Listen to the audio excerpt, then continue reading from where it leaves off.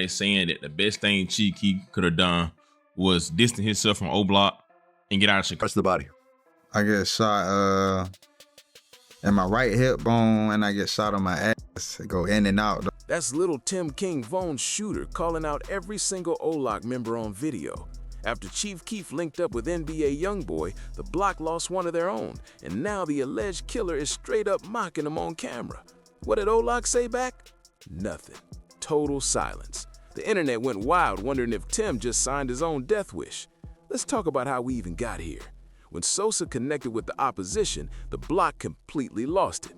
On February 13, 2026, everything in rap seemed chill. People were online debating who's top 5, scrolling through their feeds like normal. Then boom, out of nowhere, a track dropped that had the whole culture frozen. Like, nah, they didn't really just do that, right? The song was called Rooms, produced by Mike Will Made It, and it featured 2 names that nobody ever thought would share a beat, NBA Youngboy and Chief Keef.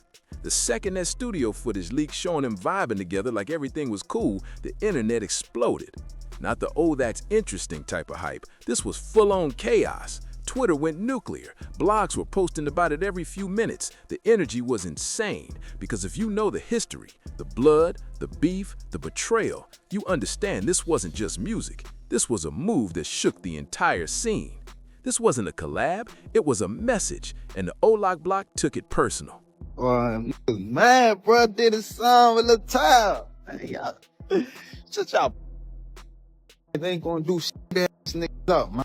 Now let's break down who's who, because the history runs deep. Chief Keef, real name Keith Pharrell Cozart, born August 15, 1995, is the originator of OBlock and one of the most influential figures in hip-hop history. He's the one who birthed the drill music movement, no exaggeration. Sosa grew up in Parkway Garden Homes, South Side Chicago, the same area later renamed OBlock in 2011 after the death of O.D. Perry. He started rapping when he was just a little kid using his mom's karaoke machine.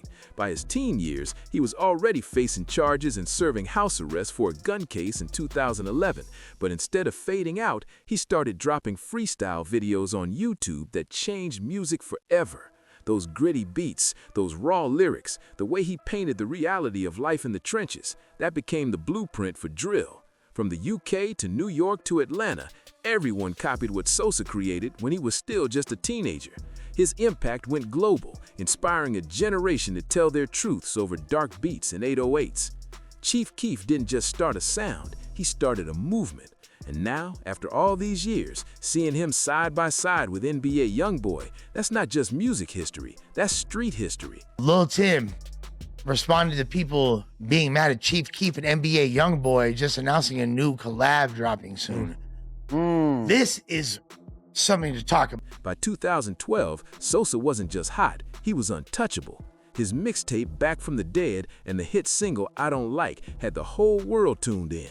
Kanye West heard it, lost his mind, and jumped on a remix with Pusha T, Jadakiss, and Big Sean. And that joint didn't just go viral, it took over. It climbed onto the Billboard Hot 100 and sparked a full-blown label war that ended with Chief Keef bagging a $6 million deal from Interscope Records and even his own imprint, Glory Boys Entertainment. That same year, he dropped his debut album, Finally Rich, with features from 50 Cent and Wiz Khalifa, and the track Love Sosa went quintuple platinum. That record alone stamped his name in hip-hop history forever. He wasn't just a star, he became the blueprint of drill music worldwide. But here's the part nobody really talks about. Sosa was only 16 years old, a teenager with the entire block on his shoulders, facing real danger from people who wanted him gone for real. While the world saw a superstar, the streets saw a target. His team knew the risks, they saw what was coming, so they moved him out of Chicago to a mansion in Northfield before he even hit 18. That was his first big step away from the block, and truthfully, he never really looked back. Now on the other side of this controversial collab, you've got NBA Youngboy, real name Kentrell Deshaun Gaulden, out of Baton Rouge, Louisiana. He's one of the most streamed artists on the planet. Normally, a link-up between two powerhouse names like him and Chief Keef would be a massive win for hip-hop, but not this time. This time, the streets saw trouble, because Youngboy's been locked in a bitter, years-long beef with Lil Durk and the OTF crew. We're talking straight-up diss tracks, hidden shots on albums, and street connections that tie back to real incidents involving OTF members. This isn't just lyrical tension, it's personal. Youngboy has even dissed King Von, rest in peace, multiple times in his songs. And Von wasn't just some rapper from the block, he was OBlock royalty. When Chief Keef moved out, Von became the heart and voice of that community. So from OBlock's perspective, Youngboy isn't a rival, he's the op. Capital O, capital P, period. That clip floating around, that's from Lil Tim, the man who shot King Von, casually describing the night everything changed. And knowing how deep the pain runs, now picture Chief Keef, the founder of OBlock, linking up with the man tied to the block's biggest enemy.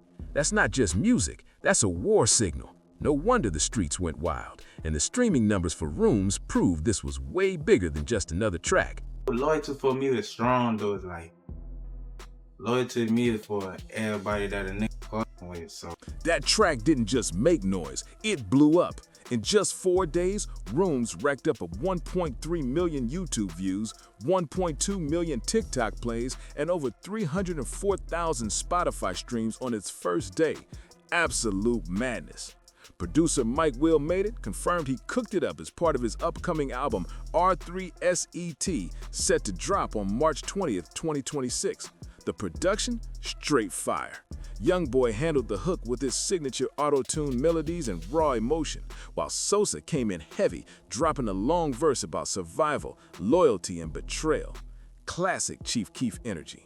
But the Block wasn't feeling it, not even a little bit. The moment that collab hit the net, OBlock and OTF affiliates came out swinging. They called it a snake move, saying Sosa flipped on his own people just for some studio time and a paycheck. One affiliate went online blasting, saying Keef went against his own and vowed that OBlock will forever stand strong without him. Others took it even further, claiming Keef was permanently banned from ever setting foot on the block again. Which, let's be real, is kinda wild considering he hasn't been back to Chicago in years. But that's how deep the emotions ran. To them, this collab wasn't just a song, it was a betrayal. They saw it as Sosa disrespecting King Von's memory, like he was co-signing everything Youngboy and his people stood for. The disses, the shade, the mockery that's been aimed at OBlock since November 2020. Yeah, that's the second time I done got shot. Are you more calm about it this time since you've gone through it before? Yeah, because like the first time I got shot, I didn't even have a panic attack. And in the streets, perception is everything. It doesn't matter what your real intentions were, it's about how people feel about what you did. And to the block, Rooms felt like a slap in the face. This whole mess brought one thing to the front: loyalty. Who rides for who stays solid, and who flips when the money hits. Because this situation wasn't just about music, it ran way deeper than that. We're talking over a decade of tension, broken bonds, lost friends, and a block that feels abandoned by the man who put them on the map. To them, Sosa didn't just move out the hood, he moved on from the hood. He became a superstar, left them behind, and never looked back. So when Rooms dropped, it ripped open old wounds that never really healed. Well, you pull out and you shoot 4 times. Yeah, the gun jammed. Oh, the gun jammed? Yeah. To really understand why OBlock reacted like that, you gotta rewind. Go back to where the love started turning sour. Back when things between Chief Keef and the block went from brotherhood to bitterness. Before the public drama, before the social media posts, before Rooms ever existed. It all started with the fallout, the shooting, and the blood that never dried. See, the smoke between Chief Keef and OBlock didn't start with Youngboy. It didn't even start with music. If you trace it back, the roots of this beef go all the way to when Sosa first started getting rich, when fame and money started changing the circle. One of his closest day one homies started feeling left out, like the loyalty was slipping. That homie? Lil Durk. Born Durk Banks in 1992, Durk came out of Inglewood's 300 block, the same soil that shaped Chief Keef's world. They were brothers in grind, both carrying the Chicago sound to the world. But as Sosa's star rose faster, the cracks between him and his people started to show, and that's where everything started falling apart. Also known as LA, he was right around the corner from OBlock on the south side, just blocks away. Both he and Chief Keef were BDs, black disciples, linked through mutual homies and raised in the same war zone. Back when they were shorties, they were dodging the same bullets, fighting the same struggles, and dreaming of escaping the same streets. Durk even admitted it himself. Keef put Chicago on the map. During the early drill wave, they were brothers in motion, and for a minute, it looked like Sosa and Durk were about to run the city together. Two young kings from the trenches, ready to take over the rap game, side by side. Man, bro, did a song with Lil Tim. Hey, y'all. Shut y'all pussy ass bitch. They ain't gonna do shit ass niggas up, man. But around 2013, everything flipped. The street started whispering, and the word was that Durk caught a gun charge and needed help making bail, about $10,000. And supposedly, Keef didn't post it. That alone started raising eyebrows, but it wasn't the first time that kind of story had come up. Allegedly, another OBlock member named Trey 5 got jammed up and needed $25,000 for bond, and again, Sosa didn't step in. To the homies still stuck on the block, that felt cold. They saw it like this: the man who blew up representing their name, their stories, their pain, couldn't even help their own people when they needed it most. To them, that wasn't just business, that was betrayal. And then things took an even uglier turn. Word spread that Boss Top, one of OBlock's own, had allegedly broken into Keef's mansion and hit a lick on him, straight up robbed a guy who put the hood in the spotlight. And if that wasn't enough drama, rumors started flying that King Von himself had supposedly taken 2 guns from Keef, just walked off with him like it was nothing. At that point, Sosa was done. Mentally, emotionally, spiritually, he was finished with all the block politics. He wasn't trying to prove loyalty anymore. The way he saw it, every time he reached out, someone crossed the line. So he cut ties, pulled back from the drama, stopped trying to fix something that was already broken. From that moment on, Chief Keef wasn't just distancing himself from OBlock, he was closing that chapter completely. My other partner was there. Like, I got loyalty for him. I got loyalty for my other partner. Like, that's just how I am. Sosa's exit from the block didn't happen all at once. It came in stages, each one pulling him further from the only world he'd ever known. First came that suburban mansion move when he was just 16 years old. His team literally yanked him out of the hood to keep him alive. Then, in 2014, tragedy hit. His cousin, Blood Money, was killed, and that loss hit Keef deep. He later said that moment made him realize, you gotta grow up. After that, he started seriously thinking about leaving Chicago for good, wondering what life might look like without constantly watching his back or hearing gunshots every night. But then came 2015, the final straw. Keef was riding when cops pulled him over for a popped tire, and suddenly 20 police officers with assault rifles surrounded him over a flat tire. He said, bet, and that was it. He packed up the crew and dipped out to Los Angeles for good. He called LA's peace and quiet a total game changer for both his mental health and his music. Sosa said moving there was the best decision of his life. And honestly, looking at how things went for everybody else, it's hard to disagree. Once he got settled in LA, he built a whole new life from scratch. 9 kids, his own home studio, total independence. After Interscope dropped him in 2014, he started dropping projects on his own terms, his way. He even got into art collecting, something he discovered during rehab, and that changed how he moved completely. By 2022, Sosa was back in business, launching his new label 43B in partnership with BMG and RBC. 2 years later, in 2024, he dropped Almighty So 2, an album that showed his growth, both as an artist and as a man. No more street politics, no more drama, just focus and peace. But the man hasn't set foot in Chicago in years. He refuses, partly because of legal pressure, but mostly because he knows the risks are real. Going back could be a death sentence. Still, for the people left behind on the block, the ones still fighting cases, losing friends, and trying to survive, his decade-long absence didn't look like growth, it looked like abandonment. To them, it felt like Sosa made it out, slammed the door shut, and never looked back at the people who helped him get there. That hurt built up over time, years of silent resentment boiling like a pressure cooker ready to burst. And by the time Rooms dropped, that steam exploded out everywhere. But what really turned that heat into an inferno, what transformed online disses and subliminal shots into something way more serious, happened on November 6, 2020, outside the Monaco Hookah Lounge in Atlanta, Georgia. That night would change everything.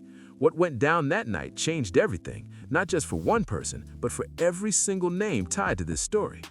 King Von, OBlock's golden child, signed under Lil Durk's OTF, was the man who gave the block a new heartbeat after Sosa stepped away. Von wasn't just another rapper from the trenches, he was the storyteller, the voice, the soul of the block. His project, Welcome to OBlock, didn't just chart, it spoke. Every lyric painted the real pain and pride of where he came from. To the hood, Von was hope, proof that even after Chief Keef dipped, OBlock still had greatness left in it. But on November 6, 2020, everything changed in an instant. That night, outside the Monaco Hookah Lounge in Atlanta, Georgia, Von and Quando Rondo's crew crossed paths in the parking lot, and it went south fast. Surveillance footage later showed Von walking straight up to Rondo's car and punching him through the window, setting off a wild street brawl. Seconds later, chaos erupted. Rondo's right-hand man, Timothy Leaks, better known as Lil Tim, only 22 years old out of Savannah, pulled his gun and fired multiple shots. Von was hit in the chest and stomach, and just like that, the entire lot turned into a war zone. People were running, screaming, total madness. Off-duty cops nearby started firing too, and in the crossfire, 6 people got hit. 3 didn't make it out alive. Among them were King Von, 26, Mark Blakely, 34, and one other person whose name never got much coverage. The scene looked like something out of a nightmare. Bodies on the ground, smoke everywhere, sirens echoing through the night. Von's team was trying to rush him to the hospital, but it was too late. OBlock lost their pride, their future, their voice. Meanwhile, Lil Tim didn't walk away clean either. He caught 2 bullets, one in the hip and another in the backside. The next day, from his hospital bed, police charged him with felony murder. Imagine that, 22 years old, wounded and facing life in prison before he even healed up. By March 2021, Tim made a $100,000 bond and was released, waiting for the courts to make their move. For over 2 years, that case just sat, tension building, both sides watching, fans arguing online, wondering what would happen next. Then, out of nowhere, in August 2023, Fulton County prosecutors made a shocking call. They dropped every single charge against Tim before a grand jury could even indict him. The news hit the streets like a bomb. OBlock couldn't believe it. Their golden boy gone, and the man who pulled the trigger walking free. The outrage was instant. To them, it wasn't just about justice, it was personal. That decision didn't just reopen old wounds, it reignited them. And from that moment on, every diss, every subliminal, every move made by either camp carried the weight of that night in Atlanta. Prosecutors pointed straight to Georgia's stand your ground law as their reason. The footage was clear-cut. It showed Von throwing the first punch and taking the role of the aggressor that night. From the state's point of view, Timothy Leaks wasn't hunting for trouble. He was protecting his friend from what looked like a life-threatening attack. When the legal system reviewed the evidence, they ruled it self-defense. Just like that, the murder case that shook the rap world got flipped on its head. Tim's attorney, Noah Pines, didn't sugarcoat it either. He laid it out plain and simple, saying his client did what anyone else would have done when faced with danger. The case against Timothy Leaks, Lil Tim, got tossed before it ever even hit a grand jury. Case closed, just like that. For OBlock, that verdict was a nightmare come true. The man who took their brother's life walked away free. And to make it worse, he didn't lay low afterward. Nah, Tim popped right back up online like nothing happened, dropping diss tracks, posting taunting clips, and even linking up with professional agitators like Charleston White, who literally went on camera calling King Von a demon and praising Tim for pulling the trigger. It was like rubbing salt in a wound that never got a chance to heal, month after month after month. And then, 3 days after Rooms dropped, Tim pulled the stunt that made the whole internet stop in its tracks, the move that sent OBlock into full rage mode. February 16, 2026. DJ Academics posted a clip on his Instagram. and before it even hit 30 seconds, it had everyone picking sides. The clip, posted from Instagram.com/P/DU7NTIJKUO4HP, showed Lil Tim, the shooter, the man the system couldn't touch, staring dead into the camera, addressing OBlock and OTF with a level of disrespect you can't walk back from. He wasn't trying to be slick, he wasn't hinting, he was direct, looking into the lens like he was right in their faces, saying it plain, telling the entire block to shut up and sit down. Shut up, man. Let that sink in for a second. The same man who took Von's life, the same Von who was OBlock's pride, their heartbeat, their storyteller, the one who gave their pain a voice, is now on camera mocking their loss. He called them out by name, told them their grief meant nothing, said their anger was empty. Every word was like a slap in the face to a community that already felt abandoned and betrayed. To him, it was just internet talk, but to the streets, those were fighting words, the kind of words that can't be taken back once they're out there. And Tim knew exactly what he was doing. They ain't gonna do shit, ass nigga up, man. That clip hit harder than a diss track ever could, but he didn't stop there. Just when everyone thought he'd already crossed every possible line, he dropped the final line.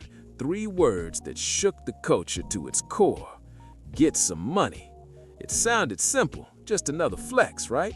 But anybody who really knows the game understood the subtext immediately. That line wasn't random. It was a calculated shot aimed directly at OBlock's most painful vulnerability in that moment, their downfall. Because underneath that smug smirk in that phrase, what Tim was really hinting at was the indictments. See, by this time, things had gone bad for Lil Durk, the head of OTF, the man the block looked to after Chief Keef left. Durk wasn't just the voice of OTF, he'd become the heartbeat of OBlock's whole image. But behind the fame, the feds had been circling. Now he was sitting in federal custody, accused in a murder-for-hire conspiracy case.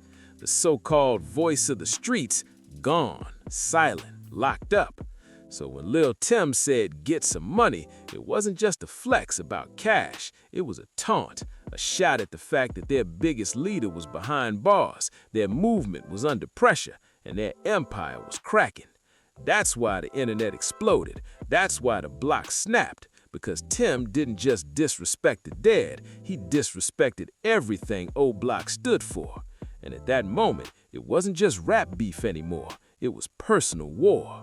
The feds caught up with Lil Durk near Miami back in October 2024, and the charges were serious. They claimed Durk masterminded a murder-for-hire plot against Quando Rondo, a revenge move for King Von's death. But things didn't go the way he planned. Instead of getting Rondo, the hit allegedly went sideways, and the shooters ended up killing Rondo's cousin, Ella Robinson, at a Los Angeles gas station in August 2022. That tragedy lit up headlines everywhere, and it gave the feds everything they needed to swoop in. And it wasn't just Durk that got taken down. 5 of his OTF affiliates, Kayvon London, Grant DeAndre, Dontrell Wilson, Keith Jones, and David Bryan Lindsay were all reportedly caught up in the same indictment. The feds said the crew moved like a unit, and when they came for one, they came for all. Houston and a few more names from OTF got hit too, all facing federal charges like conspiracy to commit murder for hire and illegal weapons possession. The feds weren't holding back at all. They painted OTF as a full-blown criminal enterprise. According to the reports, investigators had receipts, evidence showing OTF credit cards being used to fly shooters across states for hits. They weren't just accusing them of beef, they were laying out a case that sounded straight out of a mob movie. Lil Durk wasn't looking at a few years. Nah, he was staring down life in prison. So when Lil Tim dropped that viral statement, the one where he mentioned people ducking indictments, he knew exactly what he was saying. That wasn't just trash talk, that was a direct hit. He was basically saying, your boss is locked up, Your crew is catching Fed cases, your empire's falling apart, and y'all still online crying about a song. That's crazy. And whether people liked them or not, that jab landed hard. Almost instantly, OBlock and their supporters fired back, and the response was explosive. YouTube channels started flooding the timeline with reactions. Documented affiliates were going live, breaking their silence, threatening payback. Diss tracks were being cooked up in real time. The entire internet turned into a war zone. On X, formerly Twitter, the culture was split right down the middle. One viral post summed it up perfectly. First, OBlock disowns Chief Keef. Now, they mad he's making music with the hottest rapper right now. And honestly, a lot of people agree with that take. You can't push somebody out of the family, then get mad when they move how they want. That's not loyalty, that's control. A huge part of the hip-hop community started backing Chief Keef after that. Comments poured in like, "It's business, never personal." Chief understands the game. That's why he's still free and still alive. People were finally saying what many had been thinking for years. Sosa wasn't betraying the streets, he was surviving it. He'd been through too much, lost too many, and learned that staying loyal to the streets can cost you everything. So while the internet argued, one thing was clear. This wasn't just music drama anymore. This was a full-blown cultural divide. Loyalty versus legacy, survival versus street code. And Chief Keef was standing right in the middle of it, cool, calm, and still counting streams. The internet was on fire. Every platform was flooded with debates, clips, and hot takes. People were calling out the obvious truth. The same folks yelling loyalty the loudest were the exact ones who had robbed Chief Keef's crib, snatched his straps, and never held him down when he needed it most. The hypocrisy was so wild, it was almost comedic. How could you disown a man, rob his house, take his guns, and erase his name from your history, then turn around years later and try to tell him who he's allowed to make music with? That's not loyalty, that's entitlement. And the internet wasn't quiet about it either. Social media made sure OBlock heard that message loud and clear. The narrative started shifting. People weren't just defending Sosa, they were exposing how the streets had twisted the meaning of real. Even hot new hip-hop jumped in, covering the entire storm. They pointed out that despite all the chaos online, no real-world violence had been confirmed. It was pure internet warfare at that stage. Comments, subs, lives, and disses flying from every corner. The whole thing was heated, emotional, and deeply personal. The culture was split down the middle, half standing on street code, the other half saying Sosa had every right to do what he did. And in that digital battlefield, one truth became clear. The drama wasn't just about music anymore. It was about respect. But what this entire saga really did, what it dragged into the light for the whole world to see, was the truth about loyalty and hip-hop street culture. It exposed the contradiction that's been hiding in plain sight for years. Chief Keef walked away from OBlock over a decade ago. He didn't leave out of arrogance, he left to stay alive. From his spot out in LA, he watched everything crumble back home. Boss Top allegedly robbed his crib, King Von supposedly took his straps, and the same block that he put on the map started treating him like he was the enemy. Meanwhile, Sosa built a whole new life in the West. 9 kids, his own label, real independence, and a sense of peace he'd never had before. He did what everyone in the trenches says they dream of doing. He made it out. He survived. But now, years later, one single song, one collab, has people trying to drag him right back into the same politics he spent 10 years escaping, all because he hopped on the track with the wrong artist. The same people who once pushed him away now want to question his loyalty. That's wild. And then there's Lil Tim talking about loyalty too, about what it means to stand on business, about protecting your people. The irony is so thick you could cut it with a knife. Because while everyone's arguing about codes and principles, the sad truth is those same codes are exactly what's been destroying them from the inside. Those so-called rules of the streets, they're the same ones that got Lil Durk locked up, got 5 of his guys indicted, put King Von in a casket, and left the rest of the block fighting battles on Instagram while the feds quietly build cases behind the scenes. Those codes ain't keeping anybody safe. They're not making anybody rich. All they're doing is filling prisons and graveyards over pride, over names, over things that can't bring anybody back. Whether you see Lil Tim as a menace who walked away from murder, a loyal soldier who stood up for his brother Quando Rondo, or just a troll who doesn't know when to put the phone down, one thing's undeniable. His role in this story is permanent. He's a piece of hip-hop history that nobody's saying would ever want to be, but nobody can look away from either. Because this whole situation, from the music to the murders to the madness, has cracked open the divide between loyalty and self-preservation, between the hood and the hustle, between living by the code and breaking free to live it all. And those cracks, they're not closing anytime soon, because what's been exposed here isn't just beef, it's the ugly truth that in the streets, loyalty can be both a crown and a coffin. And this story is far from over. Not with new music dropping every single week, not with federal cases still pending, and definitely not with the internet keeping score of every shot fired and every bar thrown. If anything, every new song, every fresh diss, and every new indictment just keeps making that divide wider, the pain deeper. Because in the drill world, the past doesn't stay buried, it doesn't fade away, it doesn't forgive, it just waits. It sits there, silent and patient, waiting for the next beat to drop, the next lyric, the next headline, so it can crawl right back to the surface and start the cycle all over again. The streets never forget, and neither does the culture. But what we can do is keep watching, keep learning, and keep the conversation going, because every track, every post, and every move these artists make is rewriting hip-hop history right in front of our eyes. Thank you for watching. If you were locked in for this story, make sure to subscribe, like, and share this video so more people can tap in and join the discussion. Don't miss out. More deep dives, more breakdowns, and more untold stories are coming real soon.